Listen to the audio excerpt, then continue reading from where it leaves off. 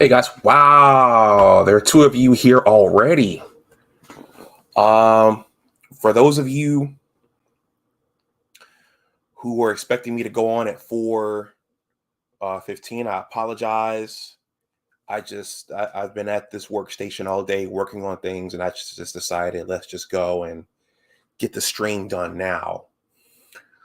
Let me make sure. Well, there are two eyeballs on me right now. But I want to see if I can see myself on YouTube. But I mean, you're watching me, so clearly you guys can see me. Up there's an ad, a very nice looking ad. Um, please hit that like button if you see fit. Shout out to Bo Lytle. Respect is earned. Let me see here, guys. I don't have an official intro booted up for this, but I do have "Let's Go Blue," or maybe since we're in the season, maybe I should just play the victors, especially since the Wolverines just won that game. I hope that YouTube hasn't classified that song as public domain, because if they do, I'll have a copyright strike. Okay, let's go with the victors. We just won the game. Shout out to Abdul Gaines. We just won the game, so I'll get this show going with the victors.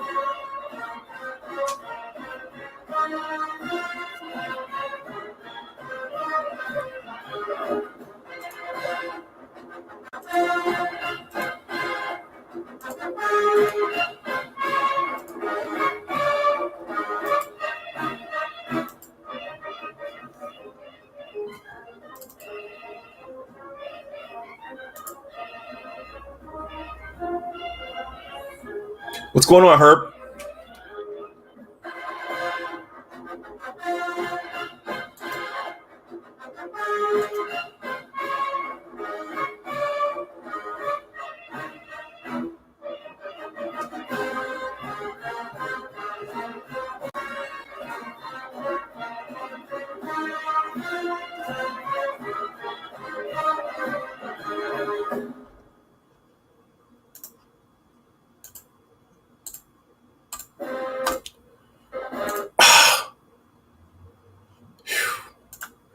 Today has been the day for computer things. I did a stream earlier over on my entertainment and media channel, and I learned the hard way.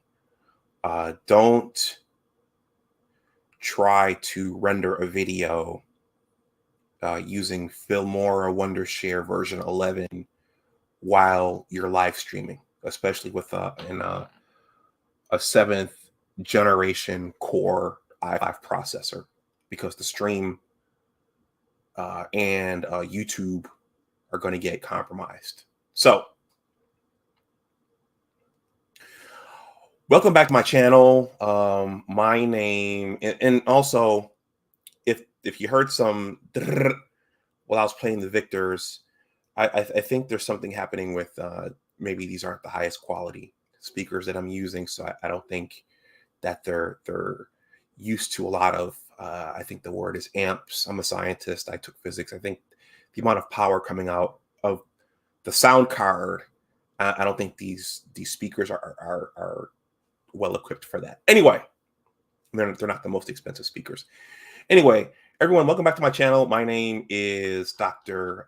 Anwar Yusuf Dunbar, and this is Big Discussions 76 Sports. If you see fit, please like the stream. If you see fit, please share it. And if you see fit, respect is earned. So please subscribe. Please consider subscribing. Well, I just wanted to come on and give a quick recap of the Wolverines' 51-7 victory over Colorado State. Not a surprise. There's not a lot to see here, but I think it's I think the underlying story for all this is who's going to be our quarterback, who's going to be under center by the time Thanksgiving 2022 comes around. Shout out to Abdul Gaines. And speaking of Abdul Gaines and Buckeye Alex, I actually have a little Ohio State bonus at the end of this stream. The Buckeyes actually play in about 3.5 hours. They're hosting Notre Dame. So later on, I'm trying to figure out where I'm going to go watch that. I've been in here all day, so I'll probably go out somewhere to watch it. Officer Faulkner, thank you for stopping through. He's coming through with his signature Ric Flair. Woo! Okay. So we have a bit of an Ohio State bonus. Speaking of Ohio State, for all the Ohio State fans out there, I got something for you here from Brady Hoke. This is one of my favorite drops now on this channel. But I was not a fan.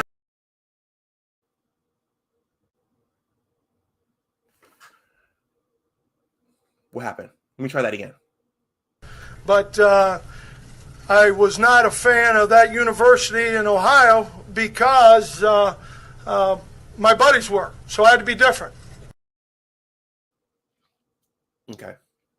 This has been the day for computer glitches. All right. Everyone, if you're watching on the playback, I have a few buddies there and subs in the chat right now. But if you want to make a donation to the channel, if you're watching this on the playback, or if you come in at some point, my Cash App and PayPal are here. The super chat is live as well. So the quarterback battle. That's been a something I've been talking about here on the channel since last season ended. We all know that during the previous season, Cade McNamara was the starter, but Jim Harbaugh was just threading JJ McCarthy in there a little bit, getting him in there so he could show his throwing arm and his athletic ability. And as I'll describe in this stream, it was evident today that putting JJ in there adds an extra dimension to our offense. So, and I'll argue that JJ, once I show the stats, Cade got the majority of the snaps, but JJ arguably did look better than Cade. Speaking of Cade, he was the Big Ten championship quarterback, and he's had to answer questions about that all season long, all off season long. I'm a Big Ten championship winning starting quarterback, and that's how I see it. Okay, but will he continue to be? Let's take a look at today's score. So the Wolverines just defeated the Colorado State Rams 51-7. Okay, so before I bring up the score, let's just take a quick look at the schedule. I mean, this score was not unexpected. I posted on my community tab yesterday that Michigan was they were a 30-point favorite. They were predicted to win by 31 points, and of course they won by let's see here, they won by 44 points. So whoever bet on Michigan winning and whoever bet on that point spread, they won their bet. So, and I think it was pretty much, for much of the faithful, it was pretty much agreed upon that the first 4 months, the first 4 games are all at home, and Michigan should be 4-0 going into October. Give me 1 second here, all right?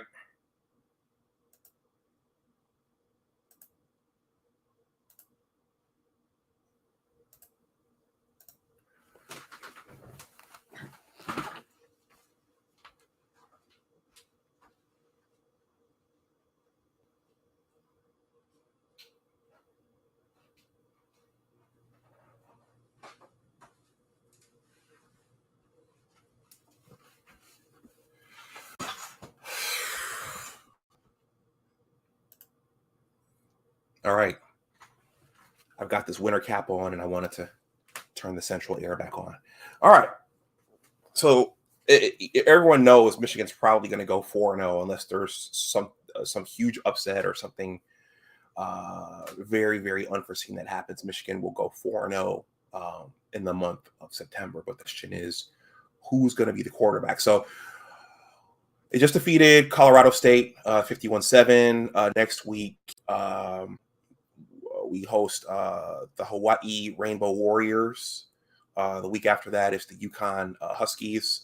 And then Big Ten play starts with the University of Maryland. And that is the homecoming game. Wow, homecoming is usually in October, but it's going to be early this season. So Cade McNamara started the game today.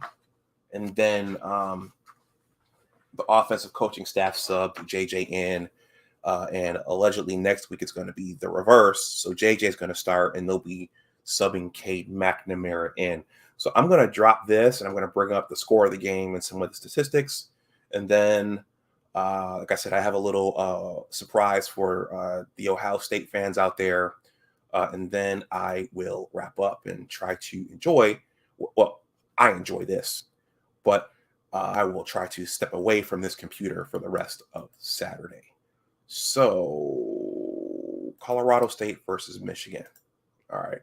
So the final score was 51-7, Michigan. And I have to be honest and that I'm guilty of missing kickoff. I was doing a stream on another channel, and I missed kickoff when I missed the first offensive series. But when I turned the game on, the Wolverines were up 7-0, and they scored 1 touchdown and a field goal in that first quarter. I did jot down some notes here, so I'm going to go quarter by quarter and talk about my notes, and then I'm going to look at some of the individual stats. And on these on this Google box score, they usually don't have the defensive stats. Those usually don't get compiled until the day after on websites like ESPN. So I probably won't have all the tackles and interceptions.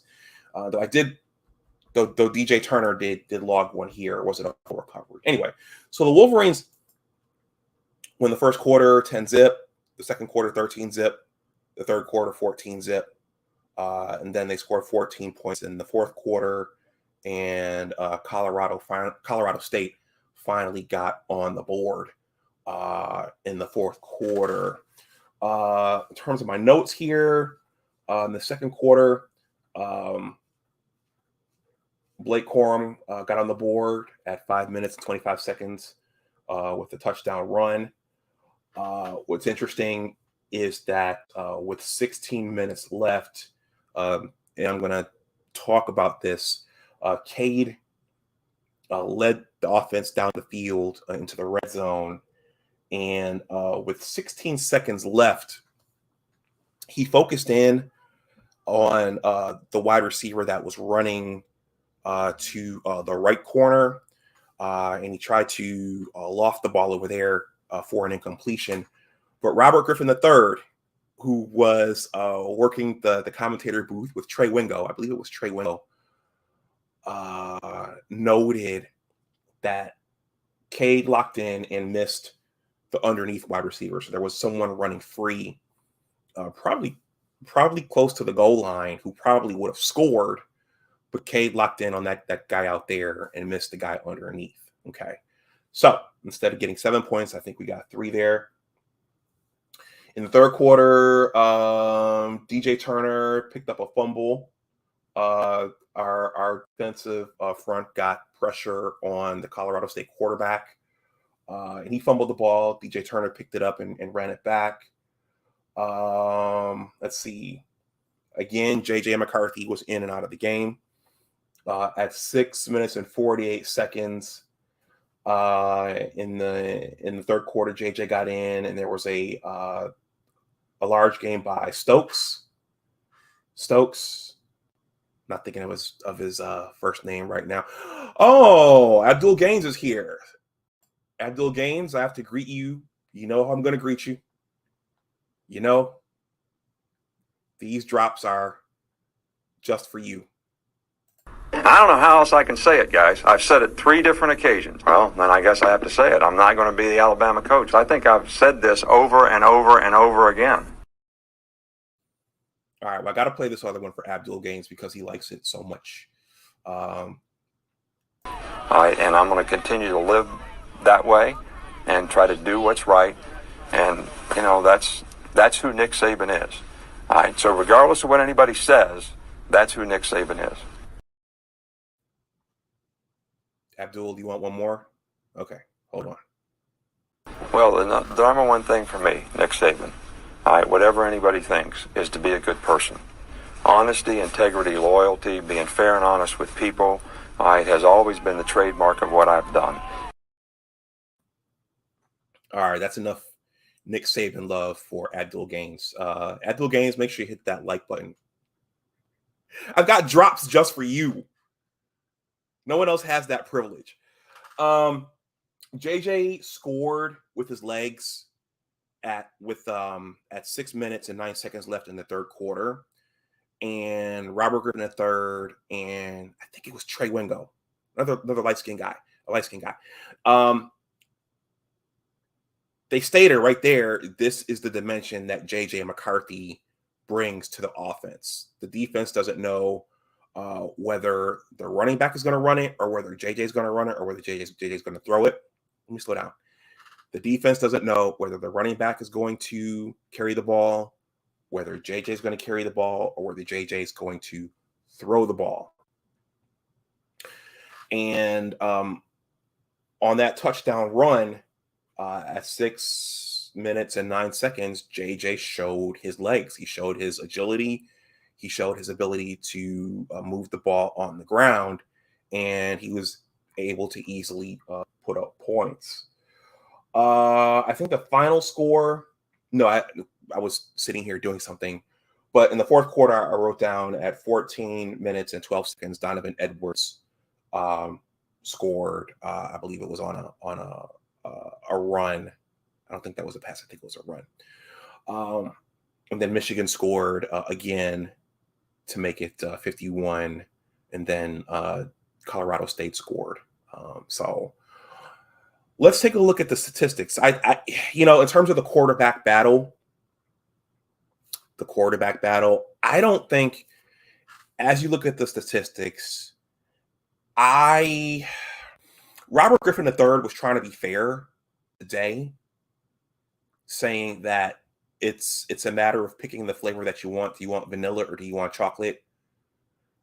But I don't know that Cade helped himself today with what he showed. And I'm going to talk about that right now. So that's the breakdown of the quarters. Let's look at the passing stats. Okay. Well, congratulations to Eric All. Eric All just had a baby early this morning, so congratulations to him.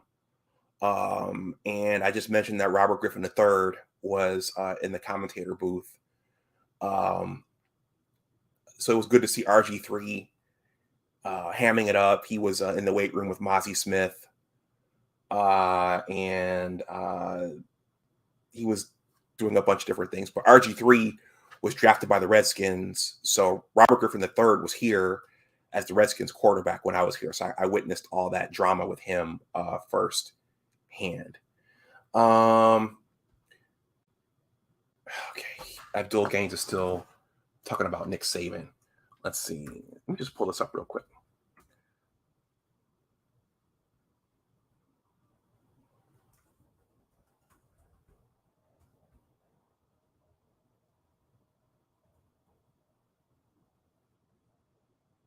No.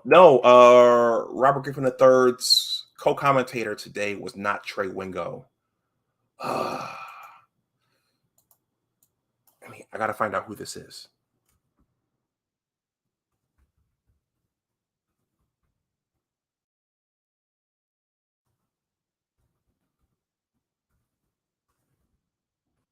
Robert Griffin III, broadcast partner.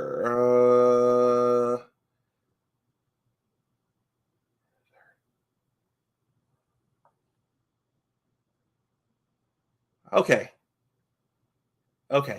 Well, I can't think of the gentleman's name, but he's a light brown skinned gentleman, and he was in the booth with Robert Griffin III. It wasn't Trey Wingo. All right. The statistics here.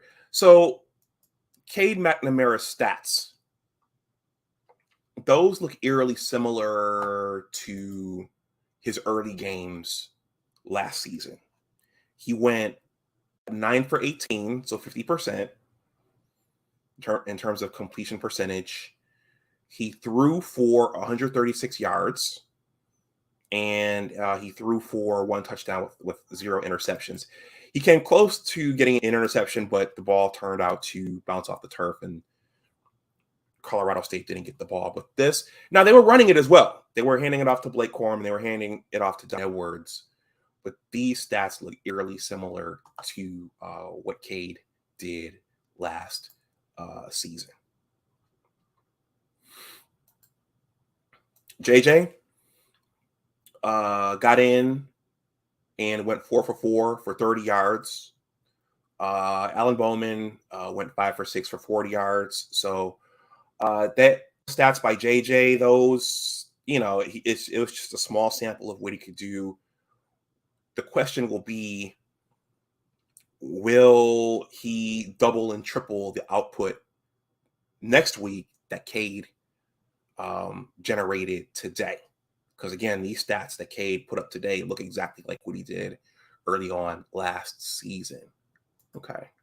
In terms of rushing yards, Blake Corum carried the ball 13 times for 76 yards and 1 touchdown. Donovan Edwards carried the ball 12 times for 64 yards and 1 touchdown. JJ, there goes his contribution on the ground. He carried the ball 3 times for 50 yards for an average of 17 yards per carry and 1 touchdown. So you could see the speed and the explosiveness that we saw in the Georgia game. And again, Bulldog fan was pretty adamant about the fact that JJ did that against their second and third stringers, and JJ did that today against a Colorado State team. So the question is, will he show that same explosiveness against Iowa and against Michigan State and against Ohio State? But today, you could see the speed. You know what? This ESPN commentator, this is killing me. Let me just find out who this is.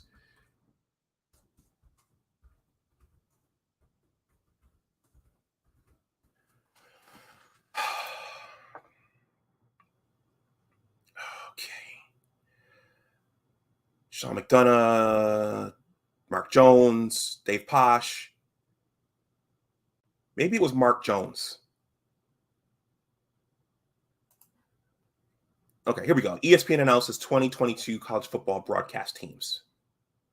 I'm sorry, y'all. It's just messing with me. I got to figure this out.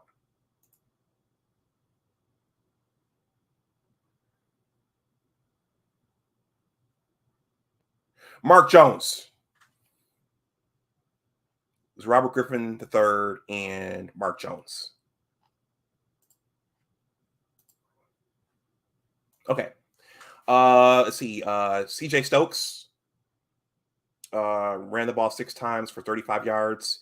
He set up the JJ McCarthy run. AJ Henning carried it once. Tavier Dunlap carried it once. Alex Orji carried it twice.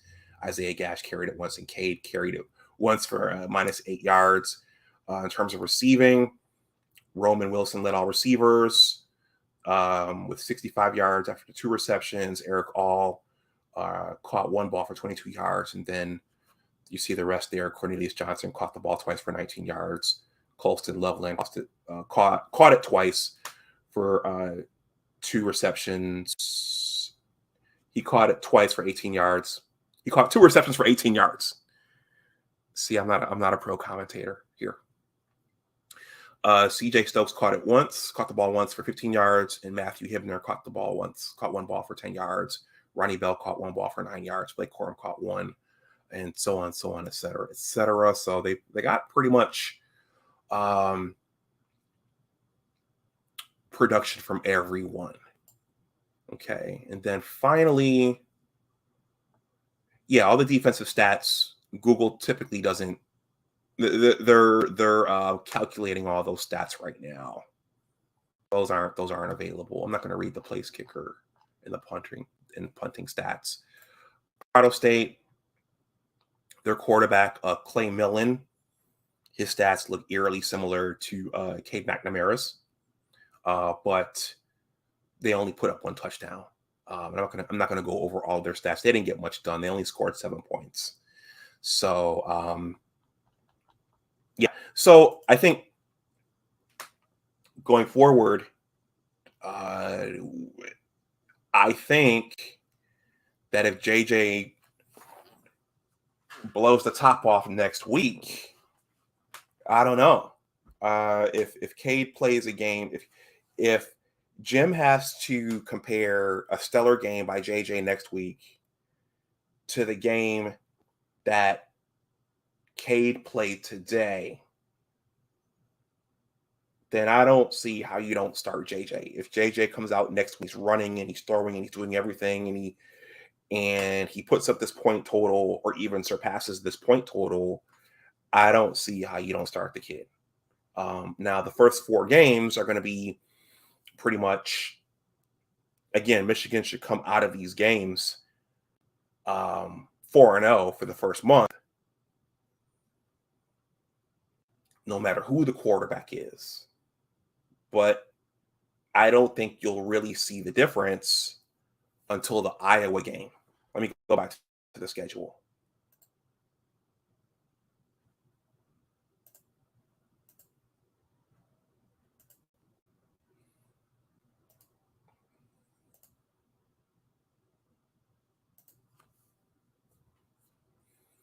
Yeah. So whoever is the quarterback, we're not really going to see the significance of that until October 1st, in my opinion, because it's going to be in a hostile environment, and Iowa plays a physical, fundamentally sound game. And if we fall behind, you're going to need a quarterback who's not going to turn the ball over, and you're going to need a quarterback who's able to remain poised in a hostile environment where we traditionally have not done well. Okay, and Iowa's going to be looking for revenge for after the Big Ten championship game. So they've probably got that game circled. So they're going to have something to prove. So that's where we're going to see. That's where we're going to see it. Cade has experience playing in Wisconsin. He has experience playing in Lincoln. Cade has experience playing in Happy Valley and coming out with W's. JJ doesn't. Now, it could be that if JJ goes in there, it could be that he's able to put the offense on his shoulders and we're able to get on that much of a roll where it won't matter. You know, we're so far ahead that it won't matter, and he won't need to be poised down the stretch. But if it's a close game and we're battling back, or we're just nursing a lead, yeah, it could get interesting. So let's see what happens next week. This was Cade's game to start, and he looked for the most part like he did last season early on. So let's see. It's still early. They're working out the chemistry. They're figuring out who's gonna play what position. No injuries have set in yet. No one's gotten hurt yet. So it's still early, but it looked a lot like Cade from last year. Okay. So we're at a half hour. I said I had a surprise. I had something for Buckeye fan. Buckeye fan, you guys are playing at 7:30 tonight. You guys are hosting Notre Dame, the Fighting Irish. And I saw an interesting article where Greg McElroy, Abdul, who used to play for Alabama, made some comments about Ohio State and what he's seeing in terms of Ohio State this season and what concerns him. Before I bring this up, I'm going to play this Brady Hoke drop one more time. But I was not a fan of that university in Ohio because my buddies were, so I had to be different. I don't know why that drop keeps doing that. Hold on. But I was not a fan of that university in Ohio because my buddies were, so I had to be different. All right. This is what Greg McElroy had to say about Ohio State. And we've talked about this. Alex has come on and talked about their depth. And, we've talked about Jim Knowles' defense and have they reloaded? What kind of defensive players has Ryan Day recruited? So on, et cetera, et cetera. Okay. So Greg McElroy.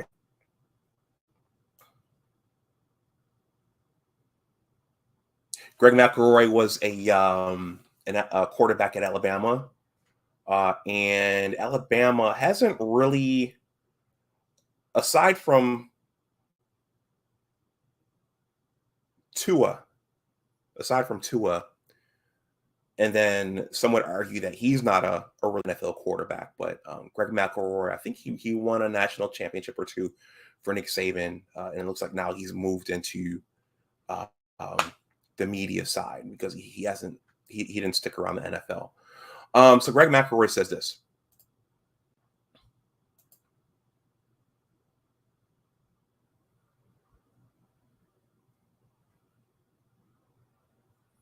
Well, if my computer brings the article up, all right. Greg McElroy says this.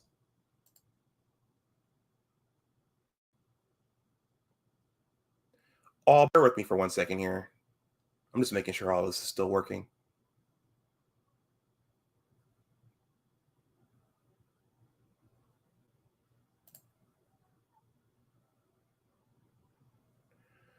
All right. This has not been a good computer day for me.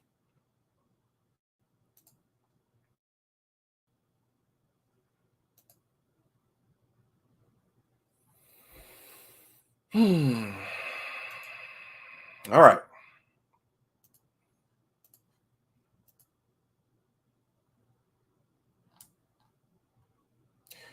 Abdul Gaines says Greg McElroy is nothing but a SEC shill.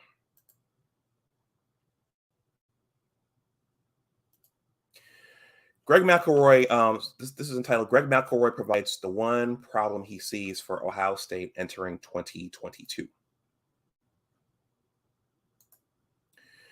Greg McElroy knows Ohio State is good, but if the Buckeyes want to reach their ultimate goal for a national championship, a few areas need to be improved in 2022.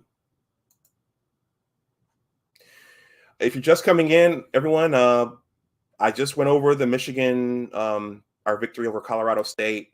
I have a little extra here for Buckeye fan and for the Buckeye Nation.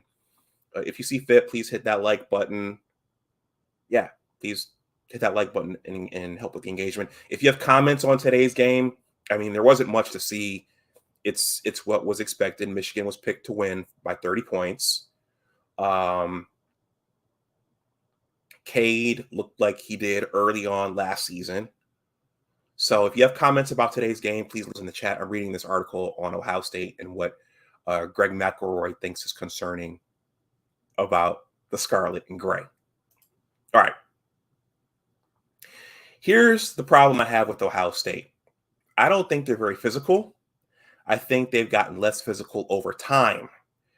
And McElroy on his Always College Ball podcast for ESPN. And I hope there's a challenge issue from Ryan Day to his offensive line, because those guys look the part. They're the prettiest looking offensive line maybe in North America. And when you watch them and then you watch them and it's like, why don't they push anyone around? It's borderline frustrating. I have my concerns about them being able to just maul opposing teams. Abdul Gaines, what do you think about that?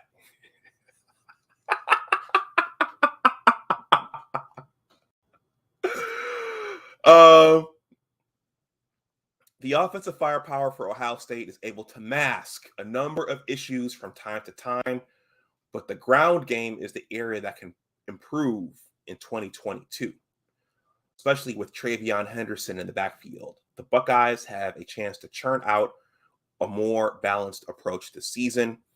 If Ryan Day wants his squad to reach the ultimate goal of the season, he'll need the offensive line clearing the way throughout the year.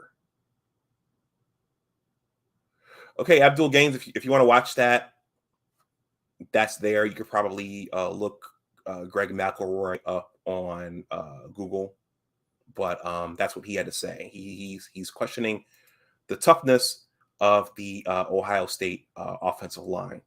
Let's see what Abdul Gaines has to say. Guys, that's pretty much all I want to say. I'm not going to stay on this thing forever.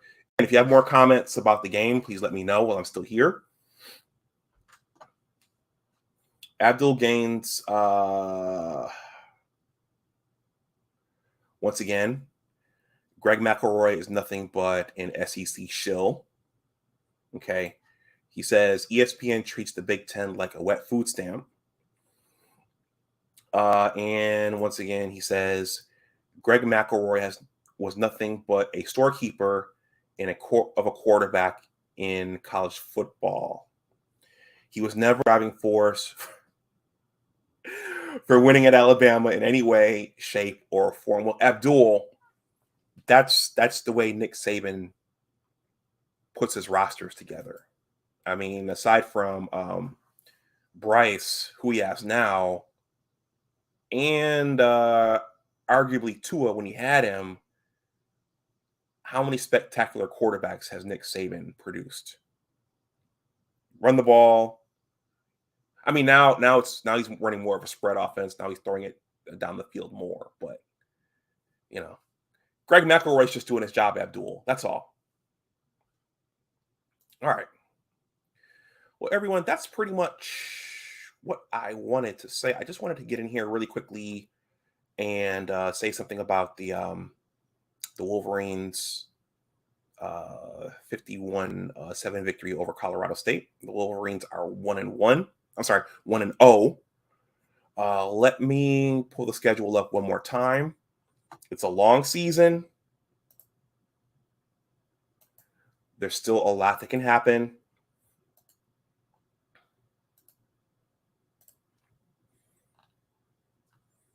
Okay, and there are some tests sprinkled in there on our way to Thanksgiving 2022. Okay. So again, they should go undefeated in September. This is the big game right here. This is their first big test, going down to Iowa. Or should I say out to Iowa? Let's see. They go out to Bloomington. Penn State comes to the big house. Michigan State comes to the big house. The Wolverines travel out to Rutgers, out to New Brunswick. They host Nebraska and Illinois, and then they travel down to Columbus for Thanksgiving 2022, which Abdul has been looking forward to since springtime. Abdul's been looking forward to Thanksgiving 2022 since last Thanksgiving when we finally beat Ohio State. So he's been looking forward to that for a while. Herbert Lewis says Alabama hasn't produced a woof quarterback since Namath. And that's true. They produced a lot of running backs, wide receivers, and defensive players, but they haven't really produced a great quarterback. All right, everyone. I'm pretty much out of juice here. Please consider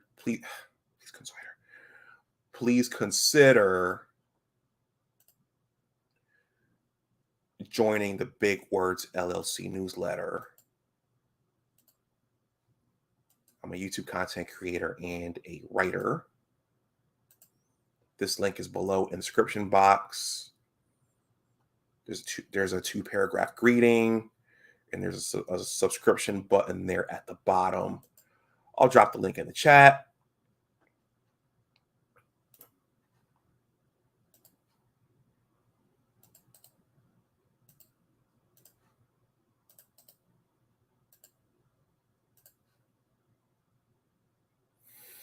And with that, I will bid you adieu. Once again, if you see fit, shout out to Bo Lytle. Please like, share, and subscribe. If you want to donate something to the channel, my Cash App and PayPal are below in the description box. You can also leave a super thanks. And with that, I will talk to you all soon. I'll probably try to do a pre-Hawaii stream on Wednesday in advance of the game. Let's see. And you guys will see something else uploaded here at the end of July. I had the opportunity to interview a former Dallas Cowboy, Timmy Newsome. So I have to edit and upload that portion of our interview where we talked about his football career. So you'll see that. You'll see, during Michigan football season, you'll get a lot of Michigan football content, but you'll see other things pop up as well. So please take a look. And everyone, I think that's it. That's all I got. So go blue, good win, Wolverines. You took care of business. This was the expected outcome, but there's a long way to go. And RG3, thank you for making the broadcast fun. You were lifting weights and going up and down the stairs of the big house and visiting our beautiful campus. And thank you for a good coverage of today's game. Anyhow, everyone, go blue. And as always, remember that your attitude determines your altitude. Take care, and I will talk to you the next time. Bye-bye.